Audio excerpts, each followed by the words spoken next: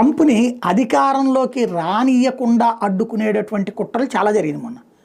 అదేంటి? అసలు అధికారంలో ఉన్నోడినే గద్దె దించారు. ఎకోసిస్టమ్, తప్పుడు వార్తలు, తప్పుడు సమాచారాలు, తప్పుడు ప్రచారాలు, ప్రజల్ని మోసం చేసి అక్కడ ఉన్నటువంటి వాళ్ళని ట్రంప్ గురించి తప్పుడు ప్రచారం చేశారు. చివరికి ట్రంప్ దాన్ని రివర్స్ చేసుకుని ఇప్పుడు ఘన విజయం సాధించాడు. ఇప్పటికీ అక్కడ ఉన్న మీడియా ఏదైతే బైడెన్ ఎకోసిస్టమ్తో కోట్ల రూపాయల డబ్బులు తీసుకుని అమెరికా ప్రజలతో పాటుగా ప్రపంచ ప్రజలకి మోసం చేసినటువంటి సంస్థలు ఇప్పుడు మళ్ళీ ట్రంప్ మీద పగ పెంచుకున్నాయి. ఎందుకంటే యుఎస్ఐడి కింద వాళ్ళకి ఇచ్చే సాయాలు ఆపేశాడు. దాంతో ట్రంప్ మీద నెగిటివ్ ప్రచారం ప్రారంభించినాయి.